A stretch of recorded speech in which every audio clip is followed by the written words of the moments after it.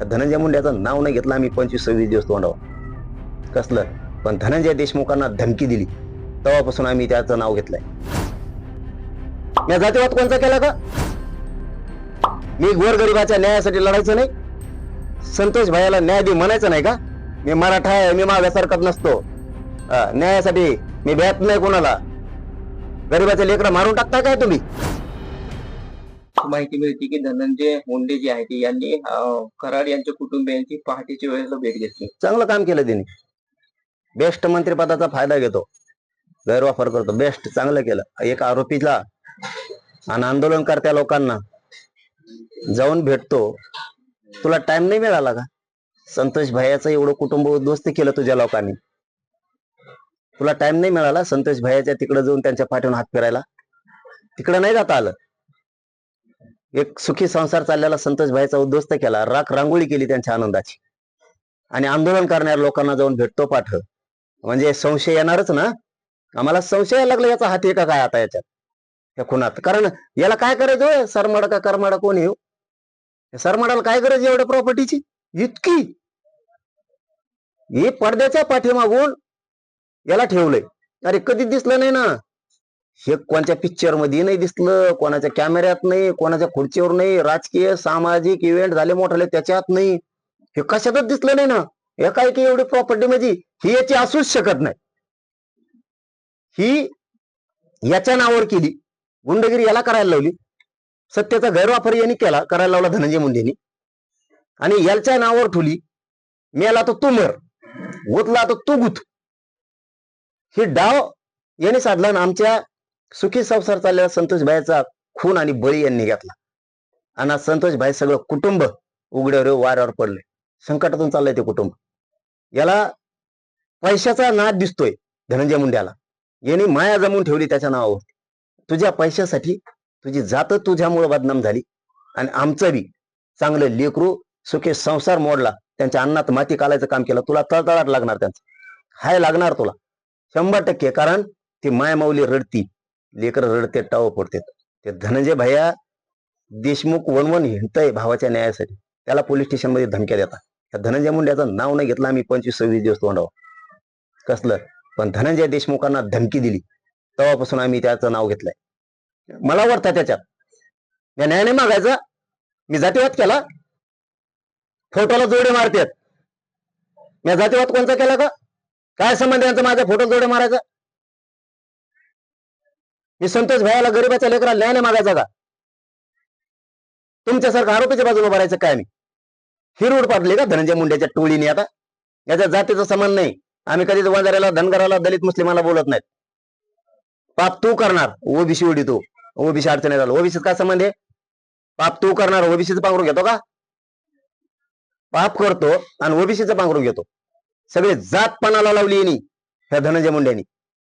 टोळी उभा करतो, उठवितो, आंदोलन करायला लावतो. त्याला त्याच वेळेस सांगितलं होतं, तुझ्या लोकांना थांबव या टोळीला, माझ्या नादाला लागू नको तू. तरी धनंजय देशमुखांना धमकी दिली. कसं काय गप्प बसेल मी?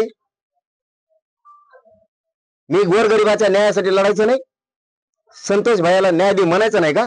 मी मराठा आहे, मी मागासारखत नसतो, न्यायासाठी मी भ्यात नाही कोणाला. गरीबाचे लेकरं मारून टाकताय काय तुम्ही? गोरगरीब मराठ्यांच्या लेकराला आरक्षण लागतं, मागायचं नाही का? मी जातीवादी समजता का मला? कुठं जातीय तेढ निर्माण केला? जातीय तेढ निर्माण तुम्ही करताय. याच्या फोटो आमचा संबंध काय होता त्याच्याशी? तुमच्या कोणत्या माणसाला बोललो होतं का आम्ही? आम्हाला नावं सुद्धा माहित नाही तुमच्या लोकांची. हे कुठल्या शाळा? 4 दिवस जर तुमचे लेकर शाळेत नाही गेले तुम्हाला वाईट वाटतं? आमच्या आरक्षणामुळे वाटोळं झालंय. आमच्या लेकरासाठी न्याय नाही मागायचा का आम्ही? 8 दिवस तुमचे लेकर जर शाळेत नाही गेले तर तुम्ही म्हणता लेकर शाळेत जात नाहीत. किती वाईट वाटतं तुम्हाला तुमच्या लेकराचं वाटोळं होईल म्हणून? माझ्या मराठ्यांच्या लेकरांचं वाटोळं झालं या आरक्षणामुळे. मी मागायचं नाही का न्याय? तुम्हाला 8 दिवस जर लेकर शाळेत गेले तर दम निघाना. आमचं वर्ष लेकरांचं वाटोळं झाले, न्याय मागायचा नाही का? तुम्हाला 8 दिवस दम निघाना. आम्ही कसा दम धरला असेल 50-60 वर्ष विना आरक्षणाचा असून, आमचा हक्काचा असून. जरा तुमच्या लेकरात सुद्धा दुसऱ्याचे लेकर शोधायचं शिका. आणि ह्या धनंजय मुंडेने जी टोळी चालवली ना, ही थांबेव. तू खोलात चाललाय, ध्यानात ठेव. तू खोलात चाललाय. गुंडगिरी दहशत पसरवू नको. आम्हाला शंका आणि संशय यायला लागला तुझ्यावर आता.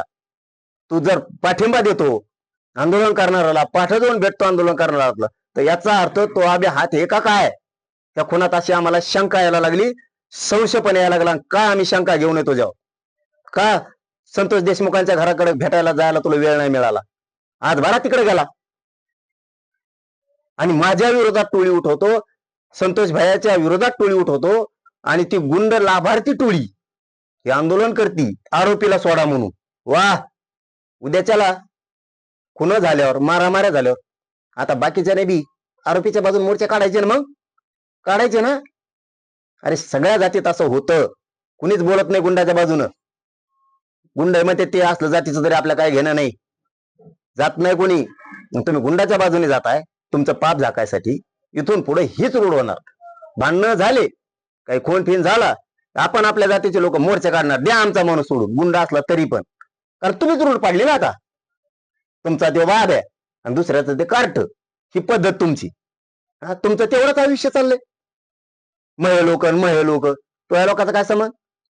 हे राज्य तो असलं पाहिजे, असली नियत आणि असले विचार तो हे पाहिजे. गुंडाच्या टोळ्या सांभाळतो, छेडछाडी करतेत, मारामाऱ्या करतेत, खुन करतेत, जागा बळकीत येत, जमिनी बळकीत येत, खंडणी मागतेत.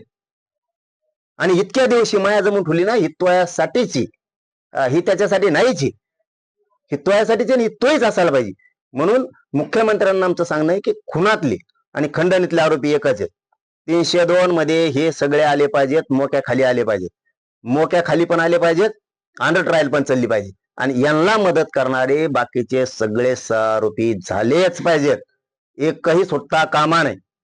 खंडणीच्या अगोदर 5-7 दिवस कॉल तपासा, कुणी कुणाला खंडणीला पाठवलंय, खून करायला लावलाय, आणि खून झाल्यावर फरार झाल्याच्या नंतर यांनी कोणाकोणाला फोन लावले हे चार्जशीट मध्ये आलंच पाहिजे.